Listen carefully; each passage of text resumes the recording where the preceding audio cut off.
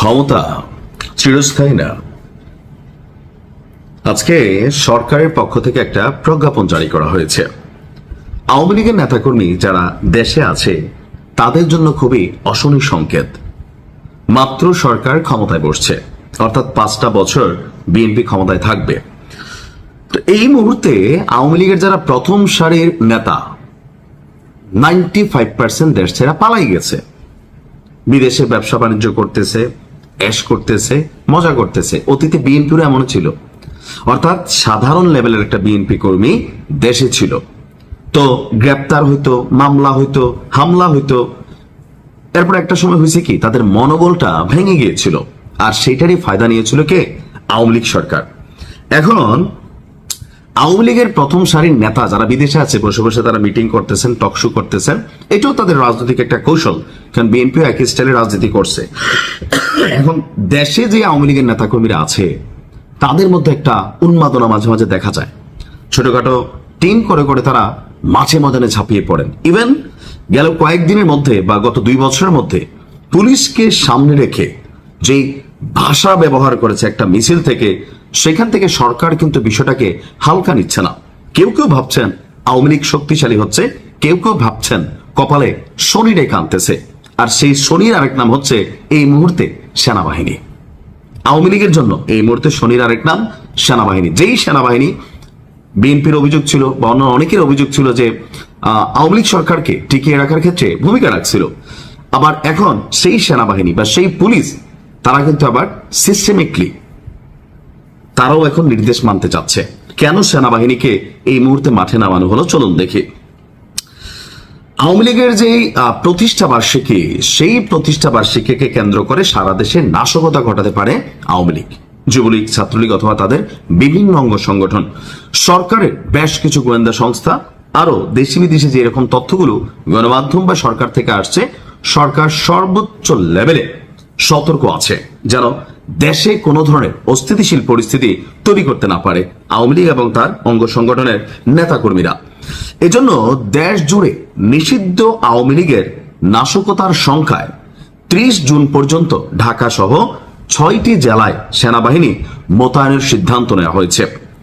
গত 22 June in aid two civil পাওয়ার, এই আওতায় প্রজ্ঞাপন দিয়েছে স্বরাষ্ট্র মন্ত্রণালয়। অর্থাৎ পুলিশ এই মুহূর্তে কিছুটা ভয় পায় আওয়ামী লীগকে। সব জায়গায় না, কিছু কিছু জায়গায় যখন আওয়ামী লীগ বড় আকারে ক্রাউড ক্রিয়েট করে, যেমন গত 2 দিন আগে যে মিছিলটা ছিল, সামনে আসিস না খাইয়ালামু, এই যে ডায়লগগুলা, ভাই পুলিশও তো মানুষ, তারাও বেতনের জন্য চাকরি করে, এমনকি নানান ধরনের ঘটনা ঘটে। সো সেনাবাহিনীর মানুষ একটু ভয় পায়। সেই জায়গা থেকে আপনার সেনাবাহিনী নামানোর পরিকল্পনার মধ্যে কোন কোন জায়গায়? নারায়ণগঞ্জ, গাজীপুর, গোপালগঞ্জ, ফরিদপুর, চট্টগ্রাম। তো কি প্রজ্ঞাপন করা হয়েছে? কার্যক্রম নিষিদ্ধ আওয়ামী লীগের বেআইনি মিছিল, শোডাউন এবং অন্যান্য কর্মসূচির মধ্যে নাশকতা ও বিশৃঙ্খলা তৈরির আশঙ্কায় দেশের বিভিন্ন জেলায় আইন শৃঙ্খলা পরিস্থিতির অবনতি এবং জানমালের ক্ষয়ক্ষতির সম্ভাবনা থাকায় সেনা মোতায়েনের সিদ্ধান্ত নিয়েছে। জননিরাপত্তা এবং জানমালের নিরাপত্তা নিশ্চিতে 22 জুন থেকে 30 জুন পর্যন্ত মাঠে থাকবে সেনাবাহিনী। আর আওয়ামী লীগের প্রতিষ্ঠা বার্ষিকীকে ঘিরে দলটির নেতাকর্মী গোপনে ছোট ছোট মিছিল অথবা নাশকতা সৃষ্টির চেষ্টা করতে পারে, এমন গোয়েন্দা তথ্যের ভিত্তিতে পুলিশ সদর দপ্তর দেশ জুড়ে সতর্কতা জারি করে। একবারে উড়াই দেওয়া যায় না, এদেশে ঘটে।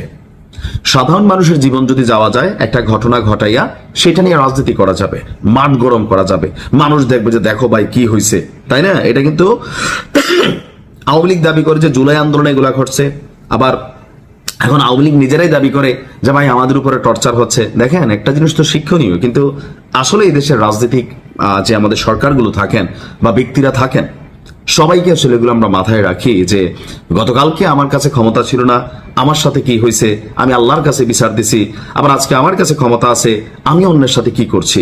এইটা যদি এদেশের রাজনীতিবিদরা যারা প্রশাসনে আছেন তারা মানে বুঝতে পারেন বা চিন্তা ভাবনা করেন, তাহলে ক্ষমতাকে কখনো অপব্যবহারে আপনার ব্যবহার করা হবে না। ক্ষমতা পিচ্ছিল আওয়ামী লীগের পরিণতি দেখে সারা বাংলাদেশের মানুষ বুঝতে পারছে। তবে আমি আওয়ামী লীগের নেতাকর্মীদের উদ্দেশ্যে বলি, ভাই দেখেন, এই দেশে রাজনৈতিক নেতারা এই মুহূর্তে ধরেন অতীতে বিএনপিও ছিল, বিদেশে ভালো ভালো লাইফ টাইপ কাটাইছে। এখন আওয়ামী লীগের নেতাকর্মীরা যারা বড় বড় মাপের, তারাও বিদেশে আছে, ভালো ভালো লাইফ টাইপ কাটাইতেছে। দেখেন বউ বাচ্চা নিয়ে কি সুন্দর এস, আর ফেসবুক অনলাইনে আইসা গরম গরম বক্তব্য দিচ্ছে। আপনি সেই বক্তব্য শুনা আপনার জীবন আপনি কোন পথে নিবেন? তবে রাজনীতি অবশ্যই করবেন, কিন্তু এমন কোনো ঘটনা করবেন না যে আপনার জন্য এলাকার 10টা ভালো মানুষ বিপদে পড়ে, আপনার জন্য আপনার পরিবার বিপদে পড়ে, আপনার জন্য রাষ্ট্রের অথবা দেশের কোনো সম্পত্তি, মানুষের জানমাল ক্ষয়ক্ষতি যেন না হয়। একজন ভুল করবেন, 10 জন কিন্তু বিপদে পড়বে। আর রাজনৈতিক নেতারা আপনি মরবেন, আপনার নিয়ে রাজনীতি করবে, মিছিল হবে, মানুষকে উৎসাহিত করবে, কিন্তু দিন শেষে যখন ক্ষমতার পালাবদল হয়, অনেক বিএনপি নেতা কর্মী আমি চিনি যারা সঠিকভাবে মূল্যায়িত হয় নাই।